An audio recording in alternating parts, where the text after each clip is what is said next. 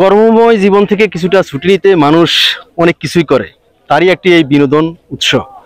মেঘনার এই ঢালচর বা বালুচরে মানুষ ঘুরতে আসেন ব্যস্ততম সময়কে কিছুটা আনন্দময় করে তুলতে।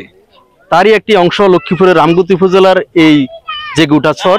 এখানে আমি যেটা আপনাদেরকে জানাতে চাই সেটা হচ্ছে মূল ভূখণ্ড থেকে প্রায় 2 কিলোমিটার দূরে মেঘনার বুক ছিঁড়ে গজে ওঠা এই চরে অসংখ্য মানুষ বিভিন্ন ছুটিতে বিভিন্ন ভ্যাকেশনে ঘুরতে আসেন। আজকের এই চরে আসা যাওয়ার সম্পূর্ণ বিষয়টা আপনাদেরকে আমরা দেখানোর চেষ্টা করব। আসলে আপনারা এই পুরো ভিডিওটা দেখলেই বুঝতে পারবেন যে কতটা সুন্দর এই রামগতির মেঘনা এবং মেঘনা তীরবর্তী বিভিন্ন এলাকা। আঁকাবাঁকা বেড়িবাঁধের পথ, সামনে বিশাল নদী, ঢেউ খেলে নৌকা নাচে। মুক্ত আকাশ, প্রাণছোঁয়া বাতাসের সান্নিধ্যে ভ্রমণ পিপাসুদের পা পড়ে আলেকজান্ডার মেঘনা পাড়ে, যেখানে প্রতি মুহূর্ত থাকে মুখর। মিলন মেলা হয় প্রকৃতিপ্রেমীদের।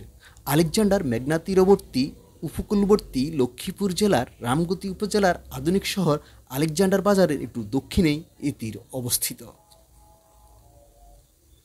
আলেকজান্ডার শহরকে ঘিরেই মেঘনা তীর ঘেঁষে এই বেড়িবাঁধ নির্মাণ করা হয়েছে। মূলত মেঘনার ভাঙনে যখন এই অঞ্চলের মানুষের জীবন বিপন্ন হয়ে উঠেছিল, তখন বাংলাদেশ সেনাবাহিনীর তত্ত্বাবধানে নির্মিত হয় এই 5.5 কিলোমিটার বেড়িবাঁধ।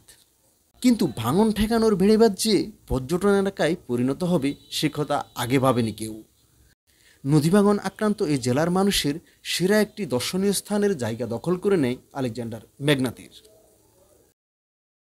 ঈদ উৎসবে আলেকজান্ডার মেঘনা পাড়ে যেন তিল ধারণের ঠাঁই থাকে না।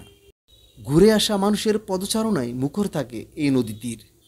দর্শনার্থীদের ভ্রমণকে আরও উপভোগ্য করতে রাখা হয়েছে স্পিডবোট ও ট্রলারের ব্যবস্থা। কেউ চাইলেই অল্প খরচে কিছুক্ষণের জন্য নদীর মোহনায় স্পিডবোট ও ট্রলারে ঘুরতে পারবেন। আমরা ঘুরতে আসছিলাম, দেখতে আসছি, অনেক সুন্দর জায়গা। যদিও ইতিপূর্বে কয়েকবার এসেছিলাম, জায়গাটা বেশ সুন্দর, দেখার মতো অনেক জিনিস আছে এখানে। নদী, চর, খাল সব মিলে অনেক সুন্দর জায়গা। আপনারাও আসতে পারেন, দেখতে পারেন, ঘুরতে পারেন, ফ্যামিলি সহ আসতে পারেন। আমরাও আসছি ফ্যামিলি সহ দেখার জন্য। আলেকজান্ডার মেঘনা পাড় থেকে দক্ষিণে চোখ রাখলে তেমন কোনো জনপদের চিহ্ন চোখে পড়ে না।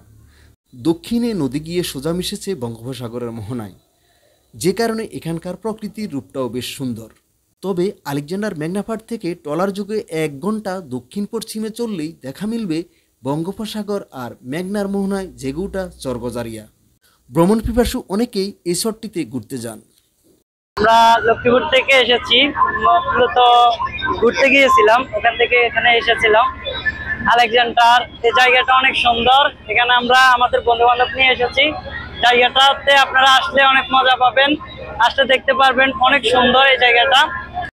আলেকজান্ডার মেঘনা তীরকে স্থানীয়রা আলেকজান্ডার মেঘনা বিচ বলেন। এই বিচের পূর্ব প্রান্তে একটি ভিন্ন দৃশ্য দেখা যাবে, যেখানে নদী সেখানে বেড়িবাঁধ, আর এই দুইয়ের পাশ ঘেঁষে বয়ে গেছে আলেকজান্ডার টু নোয়াখালীর সোনাপুর সড়ক। এ যেন কক্সবাজার সৈকতের পাড়ে এক মেরিন ড্রাইভ সড়কের দৃশ্যের মতো। নদীর স্বচ্ছ জল, আকাশের নীলাভ দৃশ্য, সড়ক, বেড়িবাঁধ সব যেন মিলেমিশে একাকার। সড়ক পথে ছুটে চলা, কেউ চাইলেই মুহূর্তের মধ্যে বেড়িবাঁধে উঠে নদী তীরের নয়নাবিরাম প্রকৃতি উপভোগ করতে পারবেন। মন চাইলে মুঠোফোনের ক্যামেরা অপশন চালু করে কয়েকটা সেলফিও তুলে গন্তব্যে ফিরতে পারেন। আলেকজান্ডার নদী তীরের এমন মন মাতানো দৃশ্যকে পর্যটকদের কাছে আরও আকর্ষণীয় করে তুলতে স্থানীয় জনপ্রতিনিধি এবং প্রশাসনের বেশ কিছু উদ্যোগ প্রশংসনীয়। বেড়িবাঁধের পথ ধরে হাঁটলে নজরে পড়বে ছাতার মতো আশ্রয়মালা, বেড়িবাঁধের পাশে লাগানো ঝাউ গাছ, ল্যাম্পপোস্টের বাতি। তাছাড়া পর্যটকদের বাড়তি নিরাপত্তায় আইনশৃঙ্খলা রক্ষাকারী বাহিনীর বিভিন্ন স্তরের নজরদারিও রয়েছে। নদী তীরে যখন রাতের আধার নামে, তখন ল্যাম্পপোস্টের বাতিগুলো জ্বলে উঠলে যেন আরেক দারুণ দৃশ্যের দেখা মেলে। এ দৃশ্য আরও চমৎকার হয়ে ওঠে যখন আকাশের ঠিকানায় চাঁদমামা আলো ছড়ায়। সকাল, দুপুর, বিকেল, সন্ধ্যা কিংবা রাত, সবসময়ই দর্শনার্থীদের মিলনস্থল আলেকজান্ডার মেঘনা তীর। আলেকজান্ডার মেঘনা পাড় এখন কেবল লক্ষ্মীপুর জেলার মানুষের ভ্রমণ পিপাসা মেটানোর জায়গা নয়। লক্ষ্মীপুর ছাড়াও পাশের জেলা নোয়াখালী এবং লক্ষ্মীপুর, কুমিল্লা, চাঁদপুরের মানুষের পদচারণায় মুখর থাকে আলেকজান্ডার মেঘনা বেড়িবাঁধ। বর্তমানে ট্রলারে করে যেতে পারবেন মেঘনার বুক ছিঁড়ে জেগে ওঠা বেশ কয়েকটি বালুচরে। এসব চরে গরু, মহিষ কিংবা ভেড়ার পাল আর সবুজের অভয়ারণ্য দেখতে চরে ভ্রমণ আপনাকে করতেই হবে। আধা ঘন্টা সময় থাকার শর্তে যেতে পারবেন জনপ্রতি 100 থেকে 150 টাকা ভাড়ায়। চাইলে যেতে পারবেন পারিবারিক কিংবা বন্ধুবান্ধব একসাথেও। সেক্ষেত্রে সময় এবং ভাড়া দরদাম করে নেওয়াই ভালো।